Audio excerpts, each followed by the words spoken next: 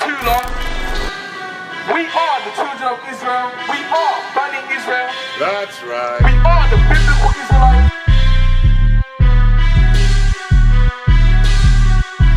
Well, so we can come out of this captivity and start worshipping God as we're intended to.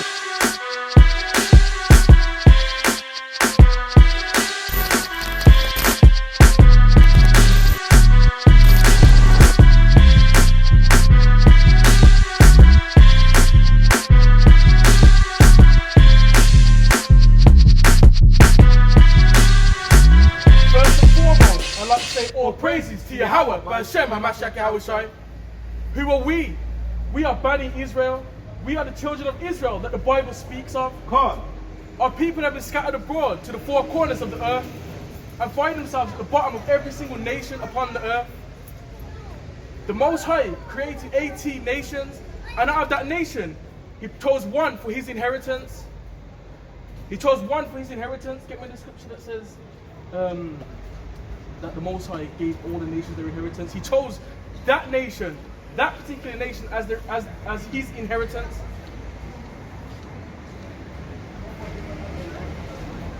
And everybody goes to the Christian church believing that it's for everybody.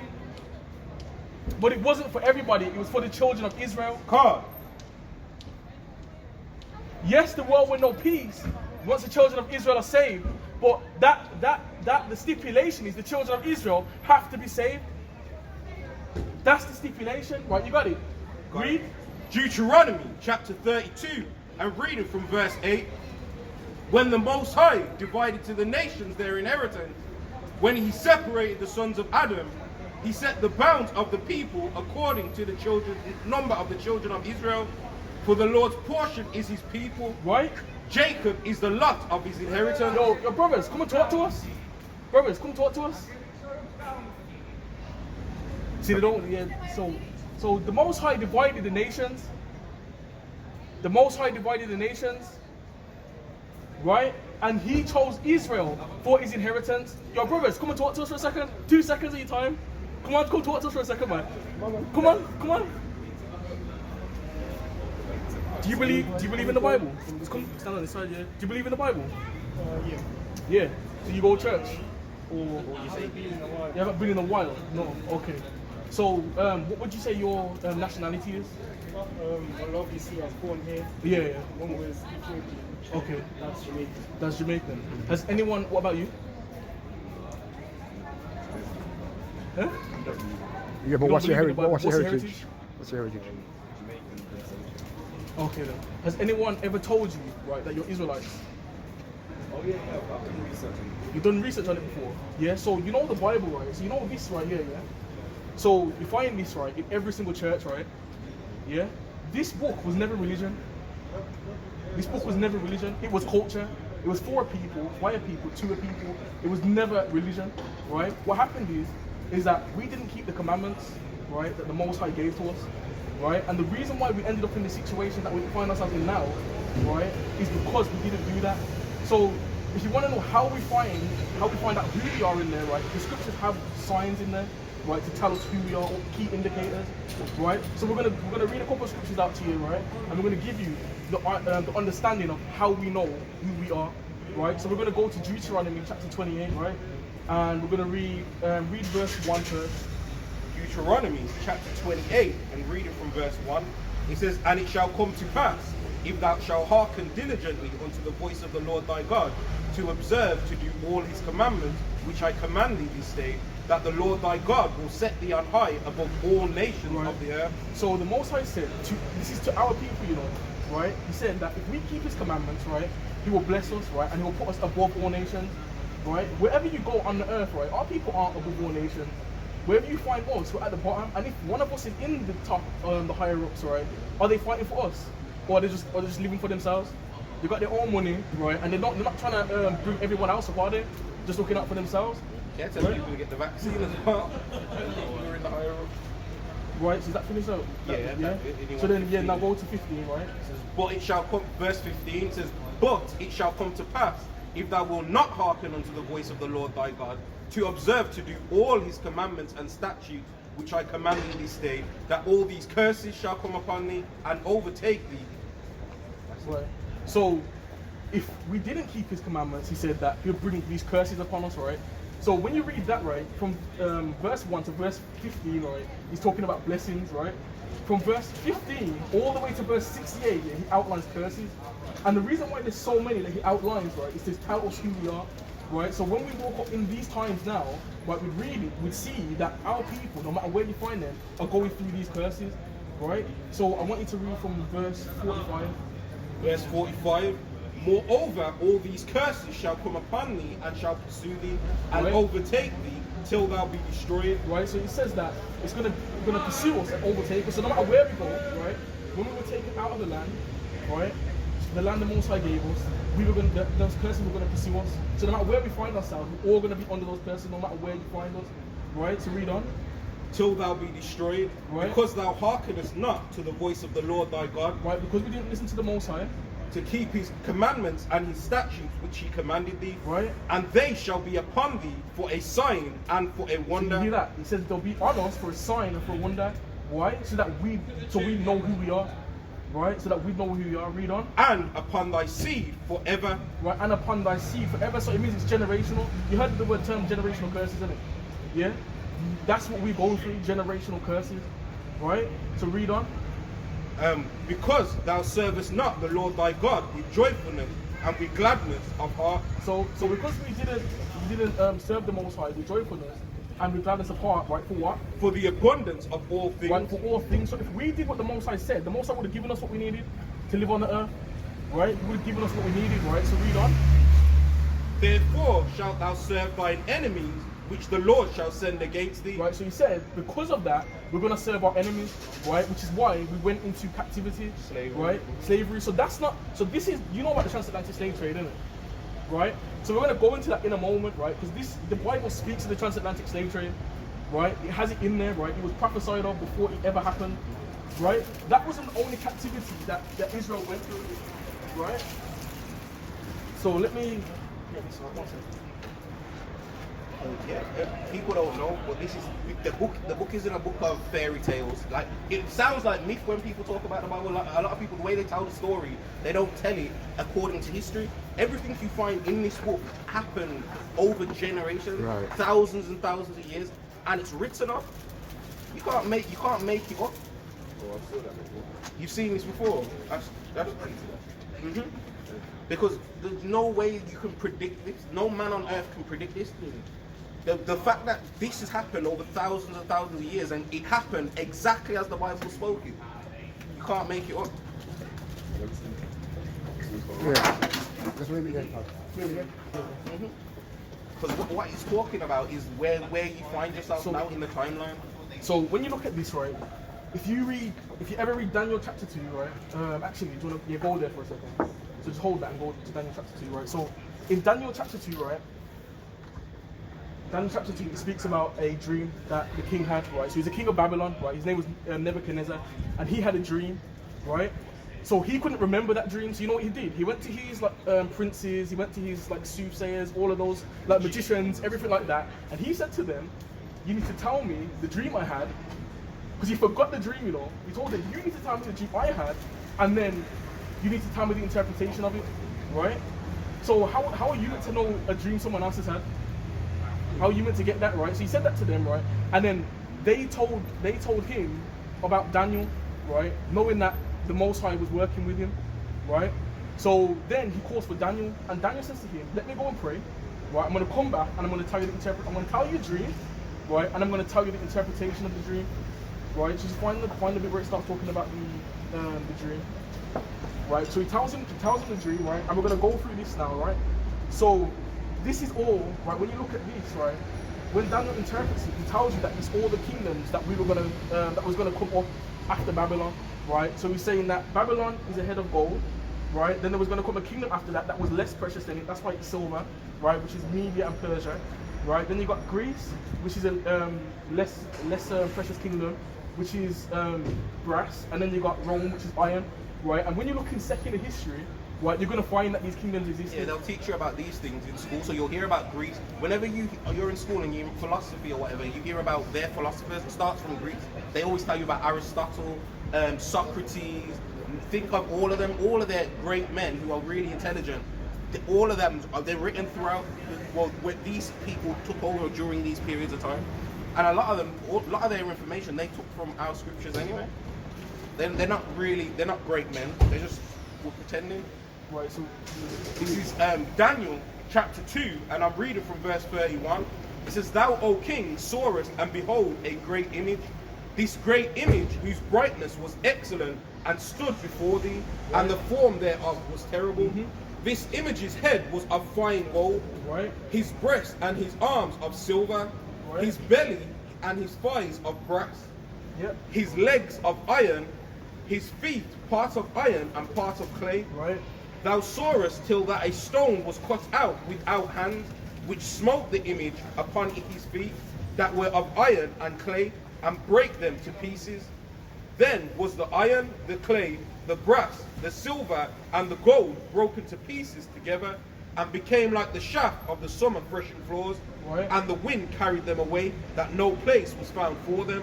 And the stone that smote the image became a great mountain, right, and filled the whole earth." right. So he's told him the dream now, right? So now he goes into the interpretation of what the dream means, right? To tell him what it means, right? So read it. "This is the dream, and we will tell the interpretation thereof before the king. Thou, O king, art a king of kings, for the God of heaven hath given thee a kingdom, power, strength, and glory. Wheresoever the children of men dwell, the beasts of the field and the fowls of the heaven hath he given into thine hand, and he hath made thee ruler over them all. Thou art this head of gold." Right, so he tells him, you are the head of gold, right? So your kingdom that's ruling at the moment, that's the head of gold, right? So read on. "And after thee shall arise another kingdom, Right, another kingdom, inferior to thee, and another third kingdom of brass, right, which shall bear rule over all the earth." right. So you got Media and Persia, which was the silver, right? And then you had Greece, which was the belly and thighs of brass, right? Read on. "And kingdom of brass, which shall bear rule over thee," verse 40. "And the fourth kingdom shall be strong as iron, for as much as iron breaketh in pieces and subdueth all things, it shall break in pieces and bruise. Right. And whereas thou sawest the feet and toes, part of potter's clay and part of iron, the kingdom shall be divided, but there shall be in it the strength of iron. For as much as thou sawest the iron mixed with miry clay, so the kingdom shall be partly strong and partly broken. Right, And whereas thou sawest iron mixed with miry clay, they shall mingle themselves with the seed of men, but they shall not cleave one to another, even as iron is not mixed with clay. And in the days of these kings shall the God of heaven set up a kingdom which shall never be destroyed." right. And So that's the kingdom of Israel that's going to come in after this kingdom gets destroyed, right? Read on. "And the kingdom shall not be left to other people, but it shall break in pieces and consume all these kingdoms, Right. and it shall stand forever. Right, For as much as thou sawest that the stone was cut out of the mountain without hands." right. So it's going to break down all of these kingdoms, right? Because all of these kingdoms, right, took from Babylon, right? So when you look into like Christmas, right? Christmas is spoke against in the Bible, right? If you read, can you hold that? Jeremiah. Sure. Let me get Jeremiah. Same with Easter, same with a lot of other pagan holidays. They stem from Babylon. And that's why in religion, you know that religion's against what the Bible's teaching. Anyway, because when you go to a church, that's probably why you said you don't really believe in the Bible, because you've seen what religion teaches. But that's what I'm saying, the book's not religious. It's never been about religion. It's your book written by your ancestors to teach you the mistakes not to make and what to do right, and how the Most High, or how God wants us to live on this planet. Because this planet, if you can't see the destruction that's coming on the planet, all the wildfires, earthquakes, extinct animals, why would the Most High want that for something created? But if the reason that's happening is because we're not doing what He says. We're not doing what He says. Religion doesn't teach us to do what He says. Right, so this is Jeremiah chapter 10, right? And I'm reading from verse 1. It says, "Hear ye the word which the Lord speaketh unto you, O house of Israel." So remember I said the book isn't written for everybody. It was written to Israel, right? So when everybody's got it in there, they're saying this book is for everybody. It's not for everybody, it's for you, right? It says, "Thus saith the Lord, learn not the way of the heathen, and be not dismayed at the signs of heaven, for the heathen are dismayed at them. So it says, learn not the way of the heathen, don't learn their ways, right? So don't learn the ways of the other nations, don't take on their cultures and their practices, right? And then it says, don't be dismayed at the signs of heaven, right? You know, horoscopes and stuff like that. So they look into the stars, right? Right, and they look at like constellations, stuff like that, and they attribute it to people, right? And they say, well, if you're this star sign, then this is how you are, or this is how your day is gonna go, right? And people get dismayed and stuff like that when they read that stuff, right? And they're proper into it, right? Especially the females of this generation, they love that, they love it, right? They do, right? And he's saying don't learn that, right? Because they're dismayed at them, and also they see the signs, right? Stuff like that. So if they see something like a blood red moon, they get superstitious. Right? But those are just there for signs, right, of times and seasons. That's what the stars are there for. They're not for anything else, right? Because that's how we used to know when certain things were going to happen, or certain times were going to come, or certain time periods was through the stars, right? And it says, for the customs of the people are vain. For one cutteth a tree out of a forest, right? The work of the hands of the workman with the axe. They deck it with silver and with gold, and they fasten it with nails and with hammers, that it move not. Does that sound familiar to you? They go into the forest, they cut down a tree, and they deck it with silver and gold, and fasten it, right, so it doesn't move. Does that sound familiar to you? What does it sound like? You don't know. What holiday or what holiday, right? Do they go get a tree and put silver and gold on it, tinsel? Yeah, Christmas, right? So this practice, right, of Christmas isn't new. It isn't new, right? There's so many, there's loads of things that are mishmashed into it, right? So many different things, because that came from Nimrod. If you ever look into Nimrod, right, he was the original king of Babylon, of the original Babylon, right? Because this Babylon here is what you call Neo-Babylon, so it's the Babylon that came afterwards, right? So Nimrod, right, when he died, right, his mom said that he was resurrected as a god, right, and said that you have to come and bring gifts under the tree on his birthday, right? So that's where if you ever hear about a god called Tammuz, right? That's where that comes from, right? Because he turned him into a god, right? This same mom he married, you know, as well. He married his own mom, right? That's what I'm saying. When you look into this madness, right, that happened on the earth, it'll literally blow your mind. It will blow your mind. Right, so when you look into the scriptures, man, scriptures speak against stuff like that, right? The Most High has feasts, you know, of his own, has holidays of his own, right, which he gave to us, right? But that's another story, right? So let's get back into what we was talking about, right? So we went through all these kingdoms, right? And in all these kingdoms, right, we had to serve these nations or these kingdoms, right? So we had to go to them for everything, no matter which kingdom that we were in. Right, so if we go back to Deuteronomy, did you finish? Did you finish? Yeah. So go back into Deuteronomy 28, right? So it wasn't just one kingdom that we went into. So at the moment, we are at this point, right? What we call restored Rome, right? Because Rome was destroyed at one point, right? And they built themselves back up, right? So you know when you look at like their town halls and stuff like that, doesn't it look like Roman? Like old Roman architecture and stuff like that, right? It's because it's the same people running the earth today, right? They've got football stadiums, look like coliseums, boxing rings, all of them type of things. And you know what they used to call that was like bread and circuses. So that was to distract people from looking at what they were doing behind closed doors, right? So this whole thing, entertainment, everything like that, is a distraction. It's a distraction, right? To keep people from actually looking into things. And they know all of this as well, because that's why they call it. You heard of the Iron Age? You'll hear them say the Iron Age. That's because that was one of the main materials they were building with, and they had. So the scriptures, when they talk about things like legs of iron, it's not like I said, it's not just written just for the sake of it. It's all literally happened because the Most High planned stuff out. God planned stuff out. He said everything that was going to happen before it happened. So you got the scripture? Yeah.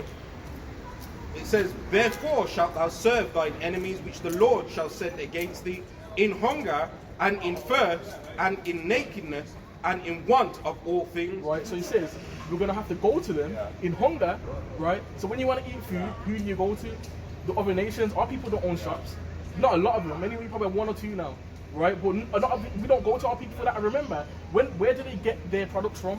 Even if they own a shop, they still get it from the other nations. We're not actually growing anything or anything like that, or have anything to farms yeah, we or- don't have any farms, anything or like that. wholesalers. We don't own any of the big companies and the conglomerates. We don't own no Tesco. There's no black man or Negro who owns a Tesco or Asda or one of the big conglomerate companies or banks. We don't own none of that stuff. So in everything we want, we have to go to them. Even if like we own a couple of clothing shops, you might see a couple young brands, your Hood Riches and all them. But for them to do their business, they still have to go to the other nations to get materials. Because we don't own any material shops. Yeah, so that's what it says in nakedness, right? We have to go to them for clothing, everything like that, and in want of all things. You want Right, a bus pass? you want a You bus want pass. driving license? Who do you go to? You want The passport, other nation? That's the point. right? So in order to do anything in the kingdom that we're living in, right, or the nations that we're living in, we have to go to them for everything, right? Because that's because of the curses, right? So read on, And he shall put a yoke of iron upon thy neck. right? And he says he shall put a yoke of iron on your neck, right? And that's a very, very big indicator, right, of who we are, right? Because if you look at this, right, do you see it, yeah? Yoke of iron, yeah?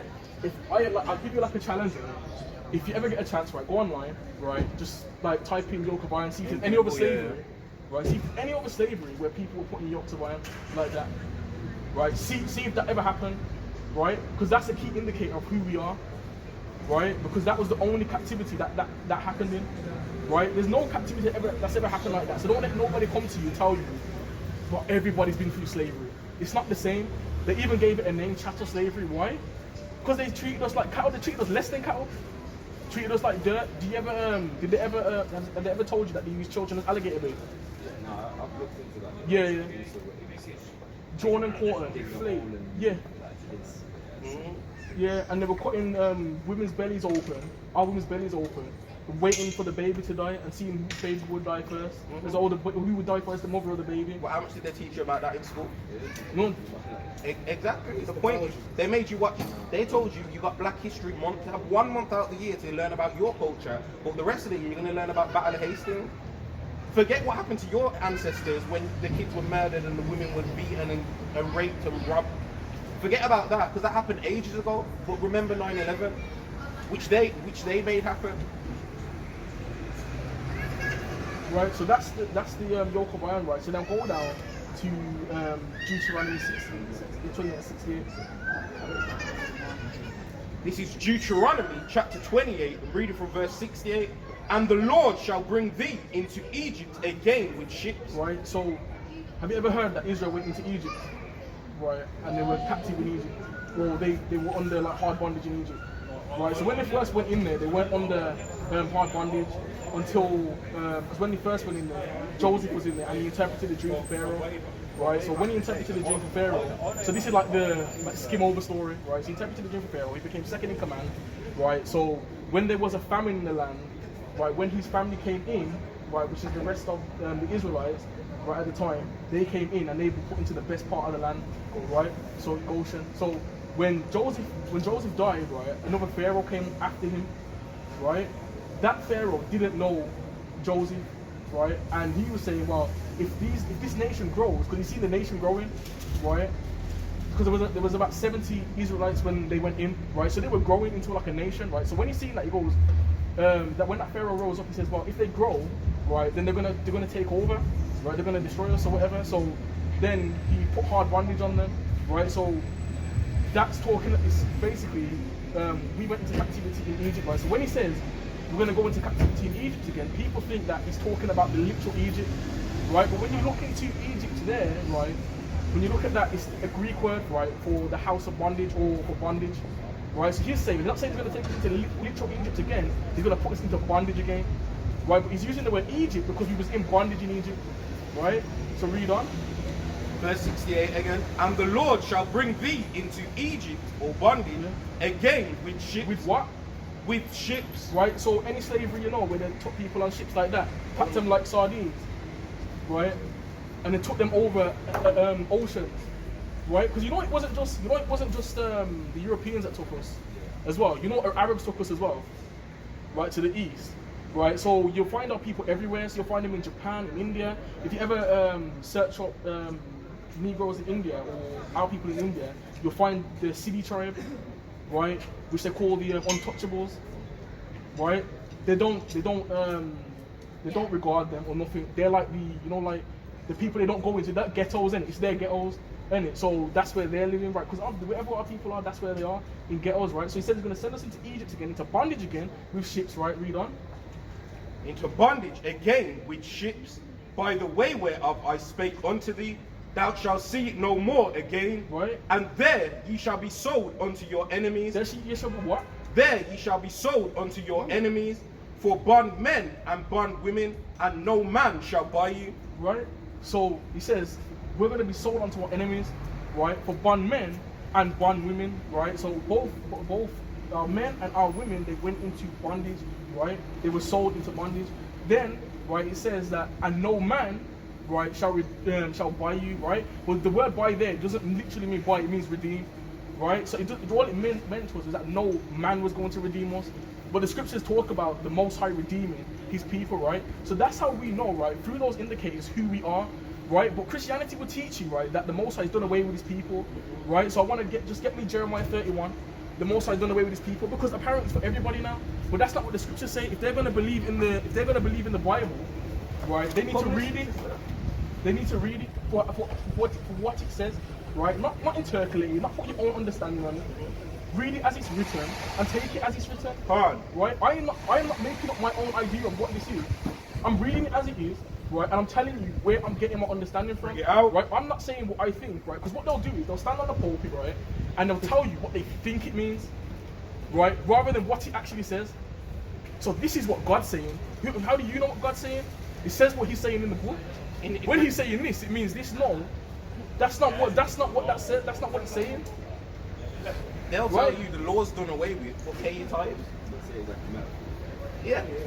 They'll say pay your tithes, give us money, but that's in the law. How is the law done away with that? So they're teaching our people to sin, to break the law of the Most High. Right. So Jeremiah 31:31, read it, right? Jeremiah chapter 31, and read it from verse 31. Behold, the days come, saith the Lord, that I will make a new covenant with the house of Israel and with the house of Judah. Right, so it says there, right, that the Most High is going to make a new covenant with the house of Israel and with the house of Judah. Right, so at one point, right, the kingdom of Israel was split into two, right? The northern kingdom and the southern kingdom, right? So there was the house of Israel, right, and there was Judah, right? So I could go into why it happened, right? But I'm not going to go into that right now. Right, so there's the house of Israel and the house of Judah, but he's saying he's going to bring them back together, right, and he's going to make them one again, right, he's going to make a covenant with them again, right, that's the house of Israel and the house of Judah. So when the first covenant was put on them, right, with Moses, so a covenant is just a promise, right, so when they made that promise with the Most High, right, they were all together, it was one nation, right, so that same thing's going to happen again, but it has to be the both the northern and the southern kingdom together, right, because it doesn't make sense, because that's not the whole house of Israel then, right, so read on. Not according to the covenant that I made with their fathers in the day that I took them by the hand to bring them out of the land of Egypt, which my covenant they break, although I was an husband unto them, saith the Most High. So he's saying there, it's not according to the covenant that I made with you back when you came out of Egypt, right? It's not the same one, right? It's gonna be a renewed covenant, right? So he said the covenant you broke, right? Because we broke the covenant, like I said, we didn't keep his commandments. Right, so that's the reason why we're in this situation, right? We're saying he's going to bring us back, right? Read on. Not according, even though I was a husband unto them, saith the Lord, verse 33. But this shall be the covenant that I will make with the house of Israel after those days. Right, so he's talking about end times. This is the covenant he's going to make with us, right? In the end times, right? Read on. Thus saith the Lord, I will put my law in their inward parts and write it in their hearts. Right, so meaning he's going to put it in your, mind, right? So you're not going to have to think about it anymore. Right, you're not going to have to teach anybody, because at the moment, right, we're still learning, right, because we've just woken up, we don't know our culture, right, what do you know about your culture, right, from history, right, that's what I'm saying, before slavery, we don't know nothing, right, so we're the only ones, right, that have to go and search out our own culture, we're the only ones, right, they say, oh, you're from Africa, right, Africa's a continent, and there's how many countries in Africa? 50, Which part of Africa do you come from? What language did you speak? What tribe are you from? Yeah, what tribe are you from? What do you know about that? Right? So You speak to our people, and I say, where are you from, or where are you from, what's your nationality? They go, I'm black. What airport can you go to and fly to black? What plane ticket can you buy? Let me just interject just slightly, right? Because in the history, we were in Europe, we ran Europe, Spain, Portugal. We were there. We were there for 1,000 years. We were the first ones here in England. We were the ones who colonized Scotland, England, Wales, Ireland. We were the first ones here. We got ran out of the country. Okay, Cromwell chased us out of the country. Right, they don't teach that in the history. Right. So why they suppressed all the, King James, right? The King James who put the compile, he didn't compile it. He got scholars together, and people who There's like 47 different scholars, right? 6 different universities. Right, and they speak different languages. They speak different languages, Latin, Hebrew, right? Because that's our language, right? And English, right? And he got them to compile the Bible. Now he was a Negro. He was Jacobean. Jacobean means a child of Jacob. Okay, he was a Negro. And if you go and look at the old pictures of him, he's a Negro. But when you see the modern pictures of him, when they rewrite the history, they painted him Caucasian. So now people think he's Caucasian. He's not Caucasian. He was the first king of England, and the first king of England, and the third king of Scotland. Right? So, and he united the people that was in the country. That's where the Union Jack comes from. There wasn't a white man that done that. It was a Negro. But they're not going to teach that history. All the Negroes that are in the history, they paint them as white, or they depict them as white in the book. But that's called the Renaissance. When they came back into power, they took out all the dark images. They took out, because even if you go, in Russia, they have a book called the Icons, right? And all the Israelites, what you call Jacob, David, Moses, Solomon, all of them, they're all painted dark skin. The Negroes, they know, right? But so I just want to put that in there so they could understand that the history that they understand today is not the true history. It's lies. It's lies. It's to prop up what you call white supremacy. That's what it's for, right? And like if you look in our history, who are our great men? Or like if you talk about Negroes, who are our great men? All our great men they tell us about are the ones who had to fight back against slavery. Your Malcolm X's, your Martin Luther King. They're the only people they talk about. But what about before slavery? That's because your heroes, your real great men were the people in the scriptures. Moses was a black man. Even the person they know as Jesus Christ, he weren't that cool. The scripture. I remember I read that, the white knight. Yeah. It was architecture. Yeah. Straight. Yeah. I'm writing a book like on stuff like this. Yeah. Right, and that guy there, that picture there is based on a real man, Cesare Borgia. Leonardo, that's right. It's the Pope's grandson. Yeah, the fifth. And he was a homosexual. And they painted our Savior, our Messiah, the man who came and died for our sins, as a homosexual. And a murderer. And he committed incest. Get the scripture right. That says that they sought to paint their likeness. Yeah. Right. So he's gonna, because this is in the Apocrypha, right? So this book here, right, was in the original King James version, right? So when the King James version first came out, right, 1611, this book was in here, right?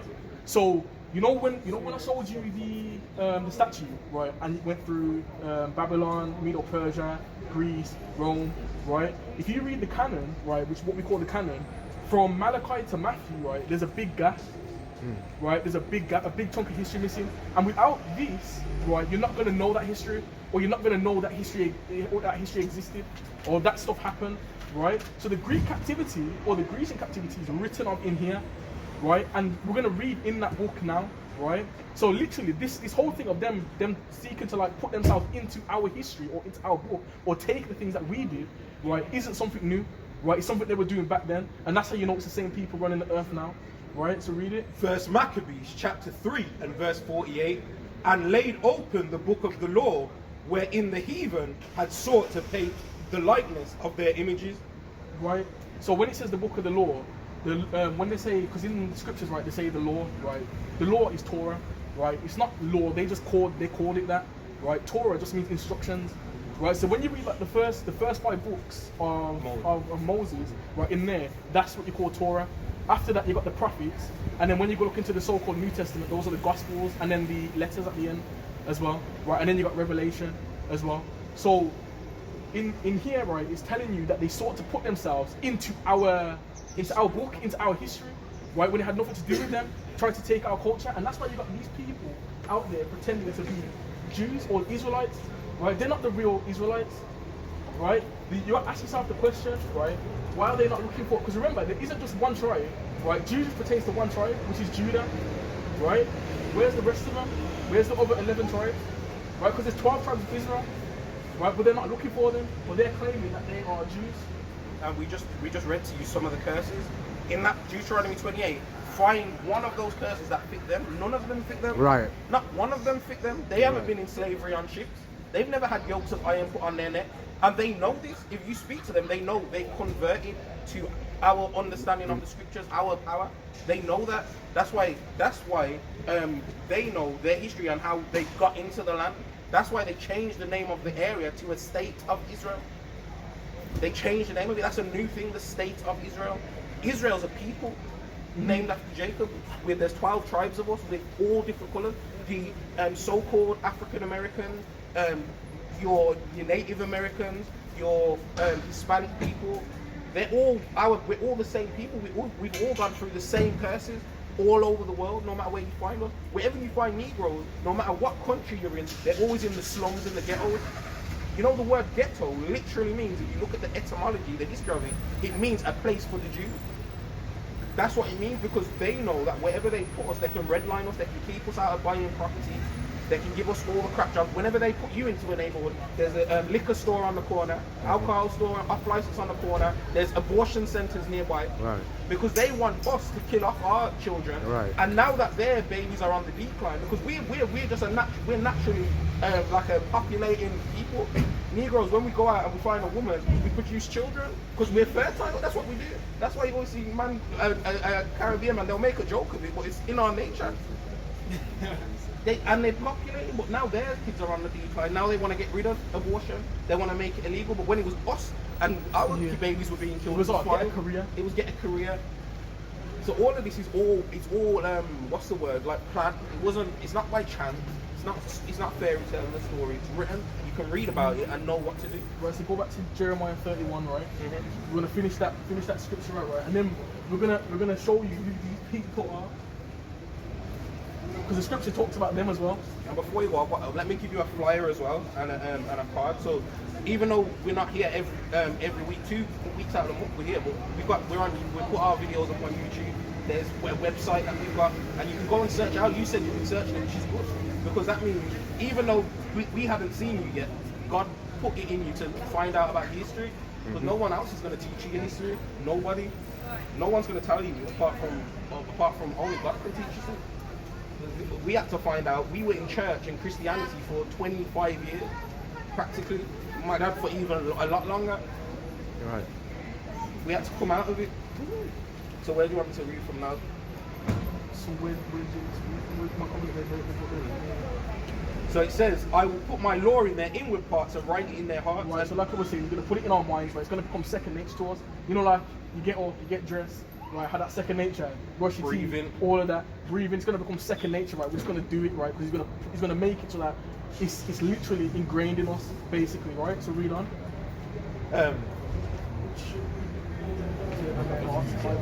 Yeah, and I will be their God, and they shall be my people. And they shall teach no more every man his neighbor, Right. and every man his brother. Right, so we're not going to teach each other anymore. We're not going to have to. Like I said, it's going to be second nature, right? Read on. Saying, know the Lord, for they shall all know me, from the least of them unto the greatest of them, saith Right. the Lord. For I will forgive their iniquity, and I will remember their sin no more. Right, so it's going to forgive our iniquity and remember our sin no more, right? And that's not what Christianity teaches. Christianity teaches you cast us off, right? So how is that forgiveness if he's cast us off, right? Read on. I will remember their sin no more. Thus saith the Lord, which giveth the sun for a light by day, Right. and the ordinances of the moon and of the stars for a light by night. Right, so this is the Most High now saying, I gave you the sun, the moon, and the stars, right? For day, for night, for signs, right? And now he's going to give stipulations as to if these things happen. He's saying if these things happen, right? then Israel's going to depart from being a nation before me, right? So read it. Stars for a light by night, which divideth the sea when the waves thereof roar. The Lord of hosts is his name. If these ordinances depart from before me, saith the Lord, then the seed of Israel shall also shall cease from being a nation before me. Right, so he says, if the sun disappears, if the moon disappears, the stars disappear, then Israel's going to stop being a nation. Then he's going to cast off his people. But we can still see the sun, we can still see the moon, and we can still see the stars. So what's that telling you? That's telling you Israel is still a nation to the Most High, right? Still his inheritance, right? Read on. Because now he gives more stipulations now. Read on. For a start by night. Uh-huh. Therefore, thus saith the Lord, if heaven above can be measured. Right, so if the heaven above can be measured, right, so you know how NASA wants to explore space, all these different countries want to explore space, right? What do they say about space? They say the universe is infinite, right? They say it's expanding constantly, right? How are they going to measure heaven by their own logic? There's no way for them to measure it, right? So they can't measure the heavens, right? Read on. And the foundations of the earth searched out beneath. Right, and the foundations of the earth searched out beneath, right? So they'd have to go into the deepest depths of the ocean, right? They haven't even searched out 5% of the ocean. How are they meant to do that? There's places they can't even go, right? So read on. Foundations of the earth searched out beneath. I will also cast off all the seed of Israel for all that they have done, Right. saith the Lord. So then, if they can do that, then the Israel will depart from being a nation. He'll cast them off, right? So get me the scripture that says have God cast off his people, because people love to use Paul, right? Because they say he went to the Gentiles. But then listen to what he says. Listen to what he says. Because in order to understand why he went into Gentile nations, that's why the Greek captivity, right, is a good place to know about or to read about. Why? Because in that captivity, right, they basically said, well, if you say you're a Jew, we'll kill you, we'll murder you. If you read your own culture, if you read your own book, we'll kill you. If you circumcise your child, we will kill you. That's what they said to them, right? So they couldn't even call themselves what they were. That's why That's they call like- themselves Greeks. Yeah, that's what they call themselves, Greeks, right? So when it says, because it says neither Jew nor Greek, right? There's neither Jew nor Greek. Why is it only Greek? Because Greek wasn't every single nation; it was one. Why is it only pertaining to one? Why? Because at the kingdom that came before that, because that was during the Roman captivity. In the Greek captivity, that's what they were doing. It was called Hellenization, right? They were Hellenizing us, right? Telling us to keep those names, and that's the reason why they didn't want us to read. That's the reason why they didn't want us to read or anything, right? Because in slavery, right, we couldn't read or write. We weren't allowed to. They'd kill us if we learned how to do that, because they didn't want us to know the truth. They didn't want us to know that, right? So you got that scripture, yeah? Read it for me. This is Romans chapter 11 and verse 1. I say then, have God cast away his people? God forbid, for I also am an Israelite, Right. of the seed of Abraham, of the tribe of Benjamin. Right? So he's saying, well, has God cast off his people? No, he hasn't, because I'm an Israelite too. Right? And then remember, he also, if you ever read the scriptures, he calls himself a Roman, right? Because he was born in Rome, but he wasn't a Roman, he was an Israelite by birth, right? Because even though you live here, right, you don't call yourself, well, you might say you're British, right, but you're not, but your actual like heritage or your nationality isn't from here, is it? Right? So you might call yourself Jamaican or something like that, right? You might do that, right? But you're not British, you live here. So the same way he was living in Rome, he was born in Rome, he wasn't a Roman, he was an Israelite. Right? But he's saying he hasn't cast off his people, right?